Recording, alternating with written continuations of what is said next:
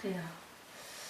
그리고 저기 우리 예지부터 우리 인사합니다. 할렐루야. 샬롬 샬롬 샬롬 샬롬 샬롬 샬롬 샬롬 샬롬. 하나님 사랑합니다. 여러분 주 안에서 사랑합니다. 요즘 피스메이커 노릇을 하는 것 같아요. 오늘 트러블 메이커가 아니고 피스메이커 노릇을 해서 예지에게는 40점 점수를 주겠어요. 우리 상회를 100점 줄게요. 자, 예배 때 플러스 점수 하세요. 오늘 화평케 하는 자는 복이 있느냐? 저는요, 오늘 아까 우리 3번이고 고백해서 읽을 때 그런 마음이 들었어요. 와, 이거는 산상수훈 중에서도 엑기스구나. 왜 그래요? 자, 붕어빵이라는 소리 들어봤어요? 여러분들, 어떨 때 붕어빵이라고 그래요? 아빠랑 자식이랑 닮았어요. 맞아요. 하나님의 아들이라 일컬음을 받으리라. 그죠? 하나님의 아들이 누구예요? 예수님. 그러니까 화평케 하는 자는 어떻다고요? 하나님의 아들.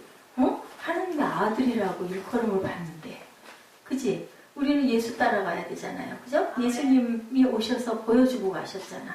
그런데 화평케 하는 자는, 그래서 제가 아까 예지를 보면서 너무 까불기는 하는데, 그래도 웃고, 예지가 있으면 좀 시끌벅적하지만 또 분위기가, 그지?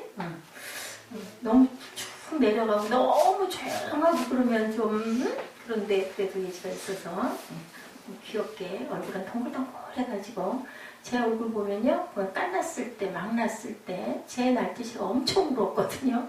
그래서 원장 선생님이 막 도대체 왜 울어요, 기쁜 일에. 네, 그 얘기를 했었던 기억이 나요.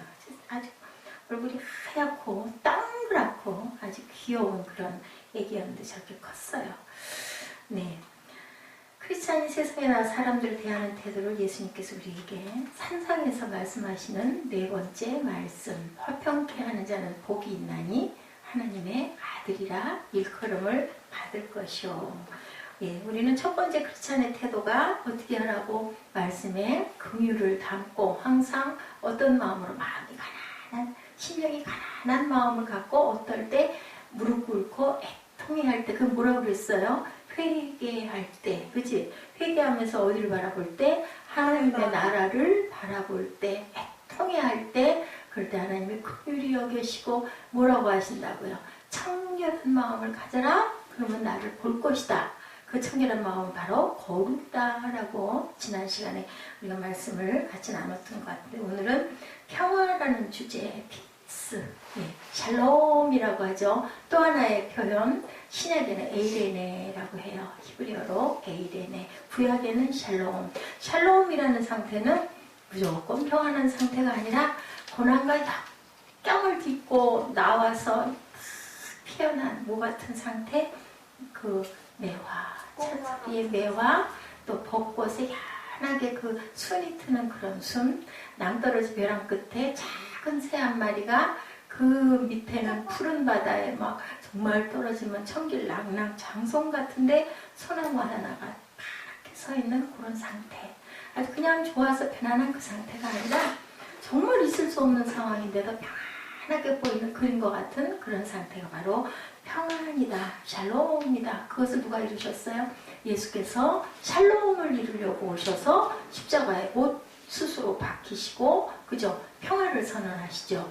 그리고 죽으시고 다시 평화를 위해서 부활하신, 오셔서 고난받으시고 다시 부활하셔서 평안하냐 너희들 샬롬하고 오셨죠. 그 상태가 바로 평화라고 오늘 말씀하시는데, 저는 뭐니 해도 네, 하나님의 아들이라 일컬음을 받은 아들이 되는 거. 네, 우리는 그죠? 아들이면은 부모님이 가진 것, 좋은 것 다 물려주잖아요. 우리가 생각할 때는 뭐 좋은 차를 물려주고 돈을 물려주고 재산을 물려주고, 그게 좋은 게 아니라 무엇을? 하나님의 나라, 하나님의 나라를 알게 해주고, 또한 예배를 습관 들여주고 예배를 계속 해갈 수 있는 그런 마음을 갖게 해주고, 그 문 열어주는 것이 부모가 줄 수 있는 가장 귀한 엑기스인데, 그 아들을 하나님의 아들이라 일컬음을 받을 것이라고 이렇게 그 복을 주시니 그 축복이 얼마나 대단할까. 저는 오늘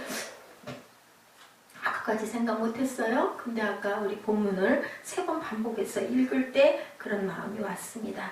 진정한 그리스도인 하나님의 평화를 사랑할 뿐 아니라 적극적으로 뭐하는 사람들, 평화를 만들어가는 사람들, 그것은 무소리가 반체령 내려서 국화한송이가 피는 것 같은, 우리는 삶이 그냥 평탄한 사람은 누구도 없죠. 제가 요즘에 연일 많이 아프고 많이 다치고 정신 못 차리고 요즘에 좀 그래요. 어떤 블랙홀은 아닌데 어떤 그런 수렁에 빠졌다 올라왔다 빠졌다 올라왔다, 그래도 하나님이 또 일으키시고 또 일상에서 기쁨 주시고, 그런 너무나 어떻게 보면 너무나 굴곡이 큰 어떤 그런 하루하루를 제가 가고 있는데, 그럼에도 불구하고 하나님께 감사할 수 있는 이런 상태가 하나님 주신, 우리에게 주신 샬롬은 아닐까. 평화는 첫째 하나님과 사람 사이, 두 번째는 세 가지로 평화할 수 있는데요. 하나님과 사람 사이, 그리고 사람과 사람 사이, 그리고 그리고 나 자신의 평화를 가지고 여기서 말씀하고 계세요. 평화가 임하도록 누가 중재 역할을 하는 사람들이 크리스찬이다. 어디에? 하나님의 나라에, 그리고 또 사람과 사람 사이에. 그러니까 절대로 평화를 깨는 짓을 해서는 안 된다. 누구를 그죠? 탓하거나 원망하거나 미워하거나 분쟁을 일으키거나 그래서는 크리스찬이 아니라는 거죠. 그게 바로 화평한 사람들이다. 화평한 전령사라고 말씀합니다. 국가와 국가, 집단과 집단에 어때요? 평화가 임하도록 적극적으로 생각하고 실천하고 행동할 수 있는데, 그런데 어떤 운동이에요? 그것이 총과 칼로 하는 게 아니라 정말 예수님처럼 아무 힘없이 도살장에 끌려가는 어린 양처럼. 우리 이제 맨 나중에 끝에 요한복음 19장의 말씀을 조금 같이 읽을 건데, 여기에다 내가 넣었는지 우리 아마 꿀동이 우리 셋에다 넣었는지 지금 정신이 정확하지가 않은데, 거기에 보면요, 빌라도가 계속 예수를 손을 대지 않고 싶어서, 그냥 놔두고 싶어서, 풀어주고 싶어서 애를 쓰는 그런 부분이 나와요. 어쩔 수 없이 누가 유대인들이 그리고 바리새인들이 죽이라고 너희들의 왕을 죽이기 원하냐? 그러고 나와요. 19장에 보면. 그랬더니 왕은 가이사 한 명뿐입니다. 그렇게 얘기하면 당신이 반역자가 됩니다. 그 얘기를 듣고 그만 빌라도가 죽이라고 내주는 그런 장면이 나오는데, 우리가 우리의 아버지이시고 우리 왕이신 예수 그리스도를 그렇게 우리 스스로가 십자가에 못 박았으니 이것이 무슨 하나님을 사랑하는 하나님의 자녀라고 할 수 있겠는가? 너무 가슴이 아픈 그러한 얘기, 바로 이 피스, 이것을 위해서 주님께서는 오셔서 우리에게 모본을 보여주고 가셨다라는 내용이 오늘 한 절 짧은 말씀에서 산상에서 예수님이 제자들을 모아놓고 가리키신 내용입니다. 성경에서의 평강을 어떻게 묘사하고 있는지 우리 말씀에서 한번 묵상을 해보도록 합니다. 여러분들 부지런히 찾아보시고 못 찾는 부분은 메모했다고 읽어보시기 바랍니다. 평강의 왕의 얘기가 시편 29편 11절에 야훼께서 자기 백성에게 우리에게 평강의 복을 주셨다라고 이렇게 고백되어지고 있습니다. 시편 29편 11절입니다. 야훼께서 자기 백성에게 힘을 주시며 야훼께서 자기 백성에게 평강의 복을 주시리로다. 오늘 읽은 묵상 85편에도 그런 말씀이 있죠. 진리는 땅에서 솟아나고 의인은 하늘에서 굽어보도다. 야훼께서 좋은 것을 주시니 우리 땅이 그 산물을 내리로다. 8절에 내가 하나님 야훼께서 하신 말씀을 들으니 무릇 그의 백성 그의 성도들에게 화평을 말씀하실 것이라. 그들은 다시 어리석은 대로 돌아가지 말지로다. 나를 본받아라 라는 말씀이 85편에도 이렇게 실려 있습니다. 묵상이 대부분은 그날의 말씀의 주제로 엮어지는 것 참고하시기 바랍니다. 여러분들 중에는 앞으로 목회자가 돼서 귀하게 하나님의 사역을 저와 다르게 아주 정말 하나님 보시기에 아름답게, 사람이 보기에도 너무너무 은혜가 있게 해나가실 분들이 계시기 때문에 저는 한 사람이 남아도 끝까지 하나님의 나라를 어떻게 전할 것인가를 열심히 증거하다 갈 겁니다. 하나님께서 우리에게 평강을 주셨다면 하나님은 평강을 소유하고 계신 분이죠. 우리에게 그 복을 주셨으니까 우리가 가진 게 있어야 그걸 주잖아요. 돈이 많은 사람은 돈을 나눠줄 수가 있는 것처럼 믿음이 있는 사람 뭘 나눠줄까요? 믿음을 나눠주고 가죠. 가진 것을 나눠주지 없는 걸 나눠줄 수는 없어요. 이사야 9장 6절이죠. 너무 잘 아시는 이는 한 아기가 우리에게 낳고 한 아들을 우리에게 주신 바 되었는데 그의 어깨에는 정사를 메었고 그의 이름은 기묘자라 모사라 전능하신 하나님이라 영존하신 아버지라 평강의 왕이라 할 것이니라. 누구? 예수가 날 것을 이사야가 이렇게 예언하는 구절이 나옵니다. 먼 날 예수가 태어날 것이다. 예수 오시기 훨씬 700년 이상 전에 이렇게 이사야가 고백합니다. 로마서 15장 33절 신약입니다. 평강의 하나님께서 너희 모든 사람과 함께 계실지어다. 이거는 우리 찬송하죠. 평강의 하나님이 너희를 거룩하게 하시고 평강의 하나님이 너희 모든 사람들과 함께 있을지어다 라고 하죠. 그는 우리의 화평이신지라. 에베소 2장 말씀입니다. 14절에 둘로 하나를 만드사 원수된 것 곧 중간에 막힌 담을 자기 육체로 허시고 법조문으로 된 계명의 율법을 폐하셨으니 이는 이 둘로 자기 안에서 한 세 사람을 지어 화평하게 하시고 또 십자가로 이 둘을 한 몸으로 하나님과 화목하게 하려 하심이라. 원수된 것을 십자가로 소멸하셨다라고 했어요. 그렇게 해서 갚아주시려고 주님께서는 사실 수 있는데도 돌아가시죠. 예수님을 가리켜 우리는 그래서 평강의 왕이다. 피스 오브 갓 이렇게 얘기하죠. 로마서 15장 33절 평강의 하나님께서 너희 모든 사람과 계실지어다 아멘 하고 나와 있어요. 고린도 전서 14장 33절 하나님은 무질서의 하나님이 아니시오 오직 화평의 하나님이시니라. 그는 평화를 위하여 세상에 오셨고 죽으셨고 평화를 완성하기 위하여 부활하셨다라고 이렇게 밝혀져 있습니다. 예수님의 세상에 오심을 천사를 통하여 누가복음 2장에 표현하죠. 바울은 늘 하나님의 은혜와 평강을 늘 축복한다고 서신서 앞에 보면은 은혜와 평강이 있을지어다 하고 거의 다 그렇게 인사를 합니다. 예수님은 우리에게 이렇게 평화를 주시기 위해서 오시고 축복하시고 가셨다가 다시 오셔서도 너에게 평강이 있을지어다 샬롬 하고 인사를 하신 것을 우리가 성경에서 보죠. 에베소서 2장 14절에 예수님의 역할을 정확하게 아까 제가 읽어드린 대로 우리의 화평이신다. 둘로 하나를 어떻게 해서 휘장 위 아래서 아래로 찢어졌죠. 그래서 그 담을 다 헐어버리셨어요. 율법을 폐하셨는데 이는 둘로 자기 안에서 한 세 사람을 지어 화평하게 하시고 십자가로 이 둘을 한 몸으로 하나님이 화목하게 하시려고 산 제단을 드렸다. 그 많은 제단, 그 많은 제사장, 그 많은 양의 피, 그런 피 흘리지 말아라. 그리고 예수님이 단번에 흘리시고 우리에게 모든 죄를 그 예수의 피를 믿기만 하면 하나님이 우리를 이처럼 사랑하사라고 하죠. 독생자를 주셨으니 믿는 자마다 멸망치 않고 영생을 얻으리라. 이 말씀을 우리가 항상 고백하고 그 깊은 뜻을 아셔야 되는데 고린도후서 5장 17절 이하에 누구든지 그런즉 그리스도 안에 있으면 새로운 피조물이라. 이전 것은 지나갔으니 보라 이제 새 것이 되었도다. 하나님이 세상을 이처럼 사랑하셔서 독생자를 주셨는데 그를 믿는 자에게는 이전 것은 지나갔으니 보라 이제 너는 새 것이 되었도다. 무엇이? 부활의 몸이 되었다. 너는 이제 이미 십자가에 못 박혔어. 그리고 이 세상은 네가 있을 곳이 아니야. 잠시 있다 가는 곳이다 라고 말씀하시죠. 18절에 모든 것이 하나님께로 났다. 그가 그리스도로 말미암아 우리를 자기와 화목하게 하시고 우리에게 화목하게 하는 직분을 주셨다 그랬어요. 그러니까 우리는 모두 다 화목하게 하는 직분을 받은 자들이다. 누가? 크리스찬들이. 예수를 믿는 우리 모두는 화목하게 하는 직분. 그러니까 어디를 가든지 너는 피스메이커가 돼야 된다. 트러블 메이커가 되어서는 안 된다. 예수가 우리에게 화목제물이 되셨으니 너희도 세상에 나가서 화해의 역할, 화목케 하는 직책을 감당하라고 이렇게 말씀하세요.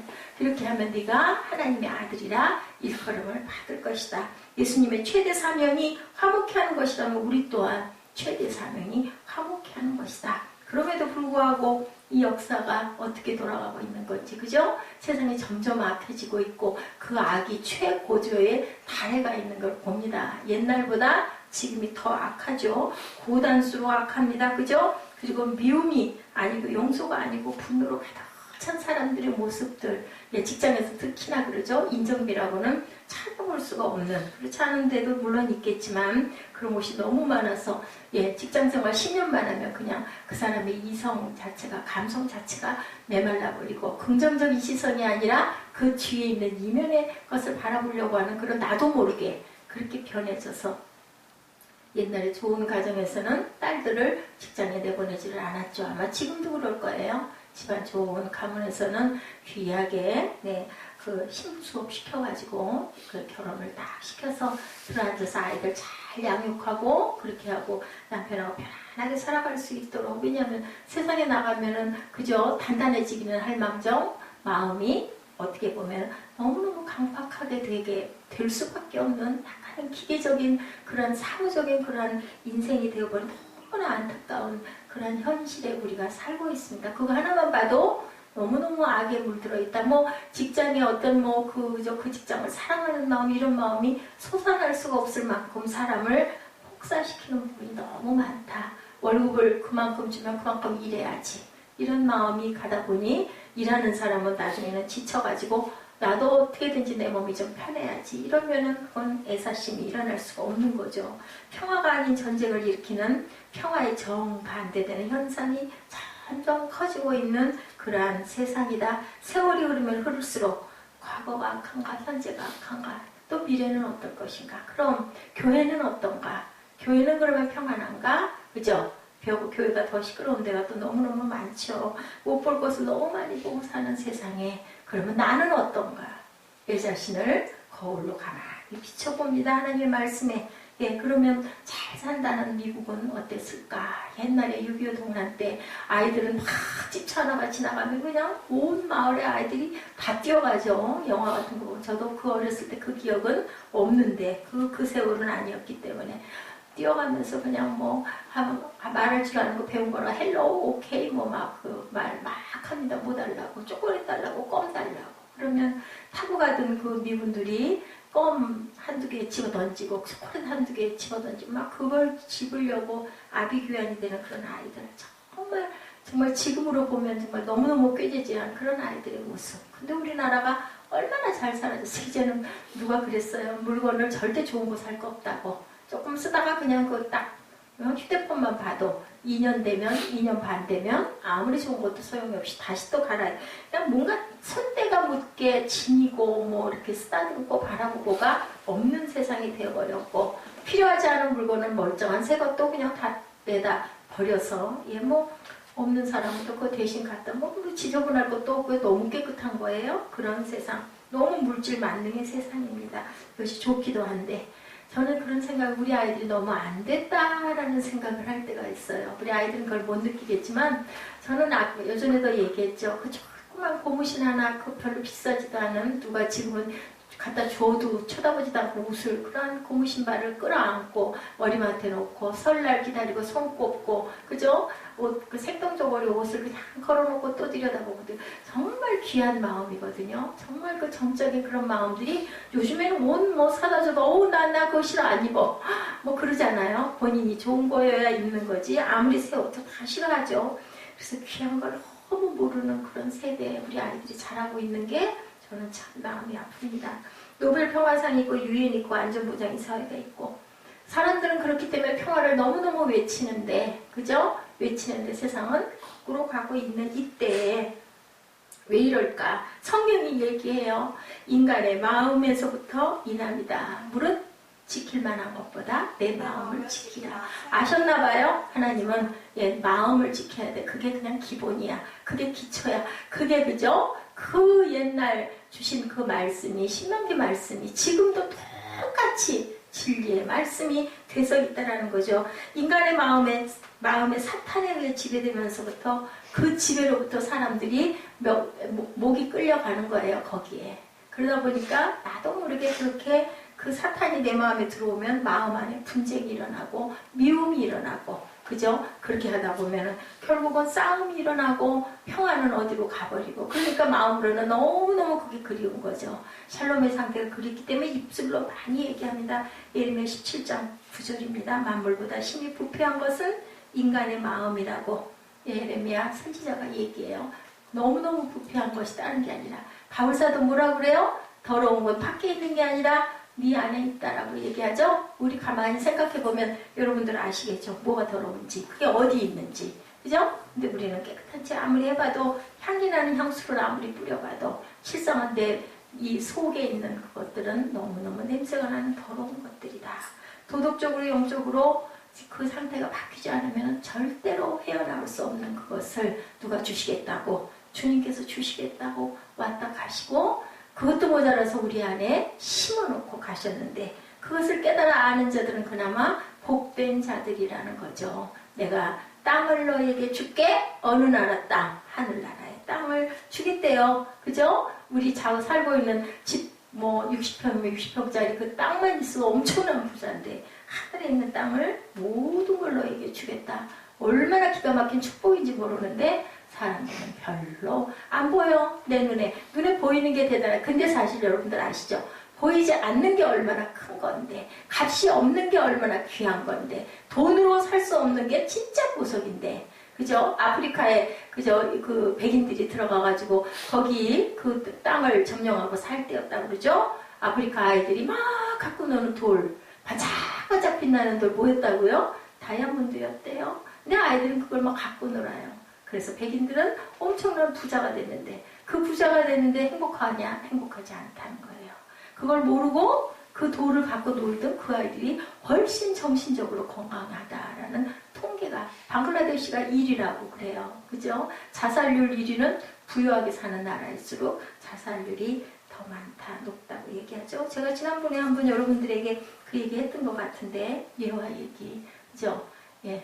그 보석, 그 백인 와가지고 살다가 자기 나라로 돌아갈 때 어린아이가 너무너무 정이 들었기 때문에 자기가 갖고 놀던 돌멩이를 줬는데, 그걸 가지고 가보니까 엄청난 다이아몬드에서 벼락부자가 돼서 인형 하나를 사가지고 애한테 보내줬더니 대를 물리면서 그 인형을 가지고 놀고 행복하게 사는데, 벼락부자가 된 그 가정은 계속 돈으로 인한 싸움이 자식 때까지 일어났다. 불행한 삶을 살았다라는 얘기를 내가 얘기해 줬던 게 있어요.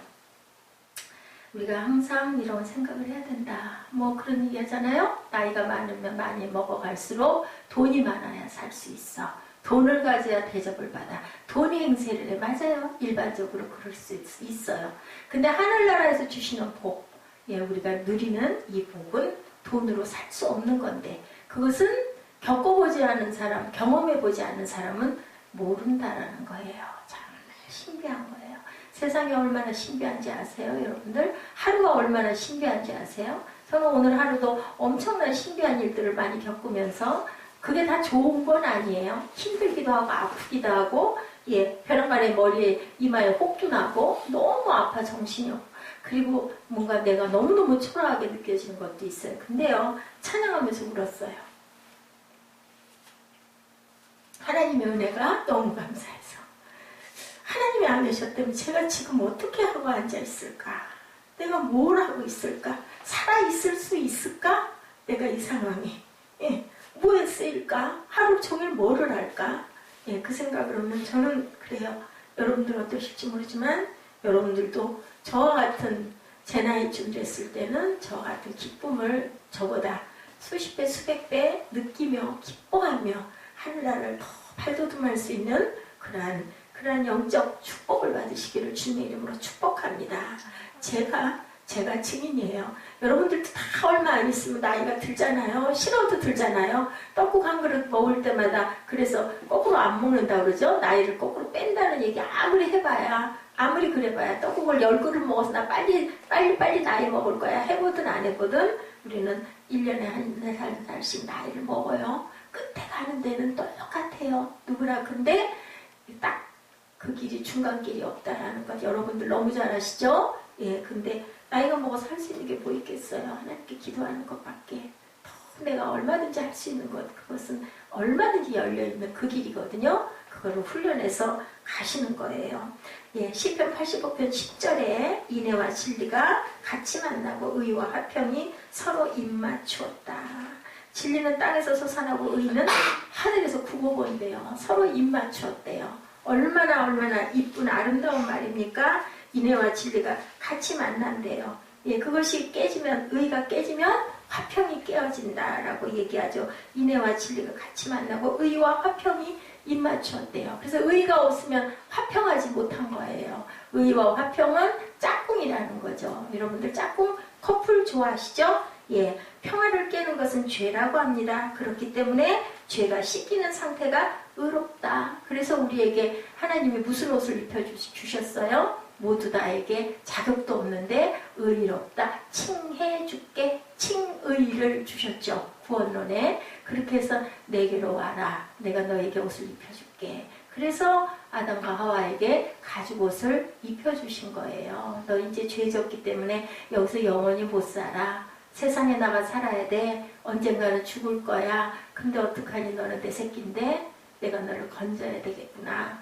그래서 그 의미로 가죽옷을 입혀주었다고 그러죠.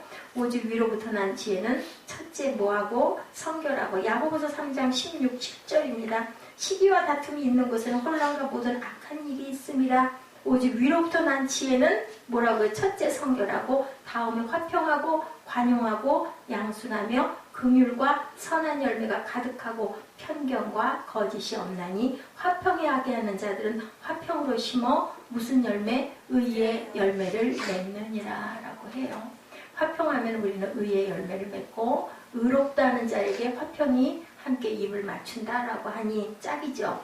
믿음으로 의롭다함을 받은 것에 하나님의 평화가 온다. 전쟁이 없는 상태가 아니고요. 하나님의 의의 통치가 있는 곳이 화평의 나라다라는 겁니다. 하나님의 의의 통치가 지배되는 것이 곧 화평이다.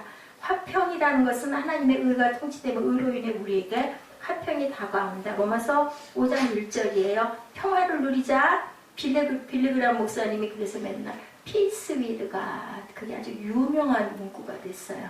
화평을 하나님으로 인하여 우리가 화평을 누리자. 하나님의 의가 통치하는 나라를 의미하는 게 바로 화평이다. 악천후 끝에 피난처 속에 보호된 상태. 아까 얘기한 것처럼 벼랑 끝에 그 추운 겨울에도 푸르청청한 소나무. 그게 비바람이 없었을까요? 예, 추위가 없었을까요? 그런데도 서 있는 그 기상.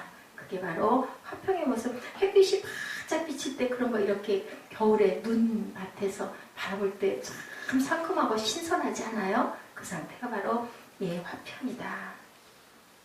그래서 우리는 항상 사람들 사이에서 화평의 모습으로 화평의 전령사들이 되어야 된다. 법조문으로 된 계명의 율법을 폐하셨다. 에베소서 2장 15절이죠. 이는 둘로 자기 아래서 한세 사람을 지어 화평하게 하셨다. 방관자도 고발자도 냉소도 무관심도 아닌 크리스찬은 적극적인 화해의 사자가 되어야 된다. 화평케 하는 자는 복이 있나니 네가 하나님의 아들이라 일컬음을 받을 것이다. 평화를 사랑한다는 뜻이 아니고요. 평화를 만드는 자라는 거예요. 그냥 사랑한다는 게 아니라 아우 저 사람 어쩜 저렇게 평안해 보여. 이게 아니라 만들어 가려면 어떻게 노고가 있겠죠? 애써야 되겠죠? 힘써야 되겠죠? 땀 흘려야 되겠죠? 눈물 흘려야 되겠죠? 그러면서 만들어가는 거죠.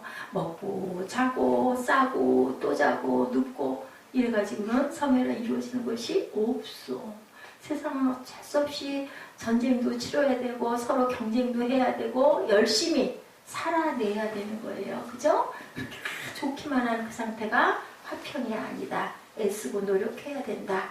적극적으로 선한 세력을 형성하지 않았기 때문에 죄가 들어와서 자꾸 지금 우리나라 우리 세상처럼 더러운 사탄들의 판을 치는 세상이 되었다. 선한 영역을 자꾸 넓혀야 된다. 선한 자들은 은혜 받은 자들은 은혜를 자꾸 키우고 확장해 가야 된다. 그래서 사단이 틈타지 못하도록.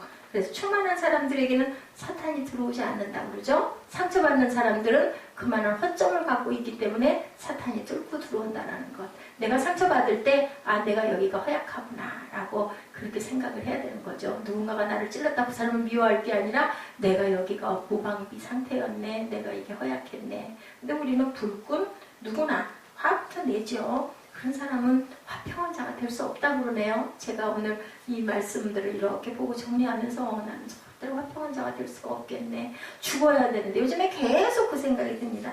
그냥 건드려도 무슨 말을 해도 절대로 꿈쩍도 하지 말고 그냥 바보처럼 천지처럼 그냥 가만히 있어야 되겠구나. 그래야 된대요. 그러면서도 내가 할 옳은 길은 열심히 꿋꿋하게 가야 된다. 제일 조심해야 될 거 마지막 부분은 입을 다물어라. 입은 닫되 나는 아닌 쪽으로 따라가지 말고 선을 따라 행해 가라. 행렬을 하라는 거예요. 그냥 그 자리에 나는 피하고 아유 그런 것들 난 싫으니까 안 할래. 이게 아니라 나는 그 선한 자리를 따라서 열심히 걸어가야 된다라는 말씀을 하세요. 베드로전서 2장 22절에 그는 죄를 범하지 아니하시고 그 입에 거짓도 없으시며 욕을 당하시되 맞대어 욕하지 아니하시고 고난을 당하시되 위협하지 아니하시고 오직 공의로 심판하시는 이에게 부탁하시며 친히 나무에 달려 그 몸으로 우리 죄를 담당하셨으니 이는 우리로 죄에 대하여 죽고 의에 대하여 살게 하려 하심이라. 그가 채찍을 맞음으로 너희는 나음을 입었도다. 이 베드로 사도가요 정말 하나님의 그 주님의 그 고난당하는 모습을 이렇게 기가 막히게, 저는 이 말씀 구절을 읽으면서 구구절절이 가슴에 상처오더라고요. 이렇게 고백을 했어요. 너희가 25절입니다. 전에는 양과 같이 길을 잃었더니 이제는 너희 영혼의 목자와 감독 되신 이에게 돌아왔느니라. 아마 베드로가 이런 마음이었을 거예요. 그렇기 때문에 이렇게 그 변덕심하고 그 겁 많고 그 울뚝불뚝한 베드로가 이렇게 고백을 합니다. 여러분들 아시죠? 노 크라운. 뭐가 없으면 안 된다고요? 크로스가 없으면, 십자가가 없으면 영광은 없다. 고난이 없으면 우리는 영광의 멸관을 쓸 수가 없다라고 합니다. 영광은 좋은데 고난은 좀 싫어요. 안 된다라는 거죠. 그럴 수밖에 없다는 겁니다. 우리 세상 이치가, 살아가는 이치가 우리 안에 죄가 있기 때문에, 악이 살고 있기 때문에 거기에서 우리가 살아남으려면 그 고난 속에서 피어나는 꽃송이가 돼야 된다라고 얘기합니다. 우리가 피스메이커가 꼭 돼야 된다. 누가 화해자일까? 피스메이커인 줄 알았는데 그죠? 전달하고, 그죠? 친구에게 나는 네 친구니까 하고 저 사람이 너한테 그 말하더라. 전해주는 사람은 진정한 벗이 아니다라는 거죠. 예수님이 이렇게 입 다무셨던 것처럼 우리도 입을 다물고 그 대신 선을 위해서 우리는 우리 몸이 죽더라도, 그죠? 그게 뭐예요? 순교죠. 그래도 나는 그거 따라갈 거야 하는 마음을 가지고 내 목숨도 내놓을 줄 아는 그러한 담대함과 담담함. 절대로 근데 누구를 칼로 촉으로 위협하려고 하거나 싸우려고 하거나 때리려고 하거나 욕하려고 하거나 하지 말아라. 얼마나 힘들어요. 그죠? 우리 성경으로 어렵죠. 교만한 사람은 화해자가 될 수 없다고 그래요. 새 마음과 새 성품의 사람이어야 한다. 요한복음 14장 27절에 평안을 너에게 끼치노니 곧 나의 평안을 너에게 주노라. 내가 너에게 주는 것은 세상이 주는 것 같지 아니하리라. 너희는 마음에 근심하지도 말고 두려워하지도 말라. 평안을 너희에게 주노라. 우리 찬양 많이 하죠? 정말 귀한 찬양입니다. 자기 의와 교만, 화잘 내는 사람은 절대로 화평한 자가 될 수 없다. 화해자가 될 수 없다. 우리는 성품을 무슨 성품으로? 지저스 성품으로 바꿔야 된다. 그래야 네가 내 아들이야 소리를 들을 수가 있다라는 거죠. 화해자는 다른 사람을 하나님 앞으로 이렇게 인도할 줄 알아야 된다. 내가 핍박을 받을지라도 그를 절대로 비방하지 말고 그의 좋은 점을 보면서 그를 북돋아주면서 화해를 하게 하고 악한 싸움이 있는 자리에 가가지고 그것을 항상 돕는 화해자의 노릇을 해야 된다. 나의 평안이 아니라 누구의 평안으로? 예수의 평안으로 우리가 항상 막힌 담을 헐고 하나가 되게 해주는 그런 자. 우리가 남북을 위해서 기도하잖아요. 그것도 이 마음 자세로 나가야 된다. 평안을 주는 사람, 상대방들에게 서로의 장점을 서로 보게 하고 그래서 화해시켜야 된다. 그 은사를 주옵소서 하고 우리는 기도해야 된다라는 거죠. 또한 로마서 12장 18절에 할 수 있거든 너희로서는 모든 사람과 더불어 화목하라 라고 이렇게 말씀하세요. 화목이 굉장히 좋은 거죠. 교회도 마찬가지죠. 공동체가 화목할 가장 기본인 가정이 화목한 가정. 그죠? 먹을 게 많고 부유하고 집이 고대 광신 집이 필요 없고, 그죠? 오두막에 있어도 둘이 화목하면 육선이 있는 사람보다 훨씬 복되다라는 그런 말씀이 있는 것처럼 고기 음식이 아무리 있어도 그 사람과 우리가 불화하면 그 음식 맛있어요? 그 자리에 안고 있고 싶어요? 싫죠? 또한 화해자가 되기 위해서는 사심이 없어야 된다고 하시네요. 내 어떤 이익을 위해서 어떤 의도를 가지고 누구에게 화해시키려고 하는 그런 마음은 절대로 안 된다. 진정한 화해자는 또한 혀를 제어하라. 침묵하는 거죠. 그게 잘 안 되죠. 그죠? 예, 그거 나쁘니까 또 얘기해 줄 수도 있는데 그것도 하지 말라는 거 그냥 무조건 입만 다물고 내가 할 것만 열심히 하라. 그렇다고 해서 거기를 피하지도 말아라.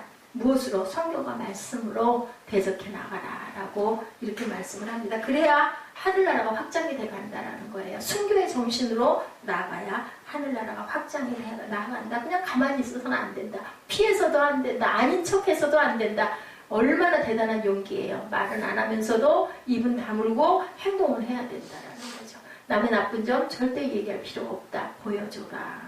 예수님의 마음과 사랑을 전할 줄 알아야 된다. 진정한 화해자가 되기 위해서는 결론 기도한다. 그죠? 그 사람을 위해서 기도하고 나를 찌르는 자를 위해서 기도하고 잘못된 것들을 위해서 기도하고 회개하고 돌이켜라. 기도는 뭐를 이루어요? 기적을 이루어요. 분명한 건 뭐가 되겠어가 아니라 된다라는 거죠. 그래서 빌립보서 4장 6절이죠. 아무것도 염려하지 말고 다만 모든 일에 기도와 간구로 너희 구할 것을 감사로 아뢰면 그리하면 모든 지각에 뛰어난 하나님의 평강이 그리스도 예수 안에서 너희 마음과 생각을 지키시리라. 아까 처음에 제가 말씀드린 게 무엇으로 인함이라? 마음으로 인함이라. 근데 우리가 기도하면 하나님께서 우리에게 기도와 평강으로 우리의 마음을 지켜주신대요. 그걸 그러면 답이죠. 그게. 그죠? 그래서 우리는 항상 하나님께 염려하지 말고 기도와 간구로 구할 것을 감사함으로 하래라. 그러니까 감사의 기도를 하라는 거예요.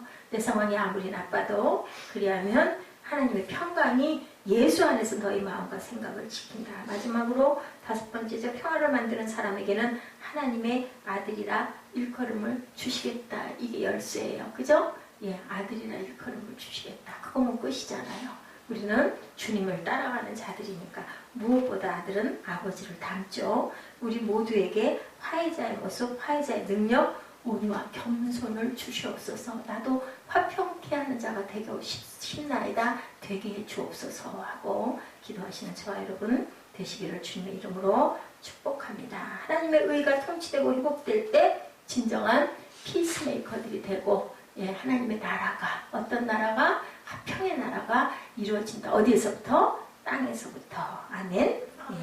빌리그레아 목사님의 유명한 말 Peace with God. 이건 외울 수 있잖아요. 우리는 그렇게 된다. 샬롬과 에레메가 특히 중요하다. 샬롬이라는 것은요. 하나님의 그 사랑이 당신 안에 넘치게 해라고 축복해 주는 거예요. 하나님의 사랑의 모습대로 당신 그렇게 되기를 당신의 모든 일이 다 하나님 안에서 잘 되기를 바랍니다. 라는 축복의 메시지입니다. 하나님의 아들이라 일컬음을 받을 것이요. 라는 고백들이 되시는 저와 여러분 되시기를 주님께서 축복합니다. 이거 말미에 주 야훼는 강대하시도다. 그리고 나의 입술의 모든 말과 이 찬양이 제게 와서 적었어요. 우리 찬양하시고 결단하시는 시간 같습니다. 주 여호와는 광대하시도다. 이게 몇 장이었죠?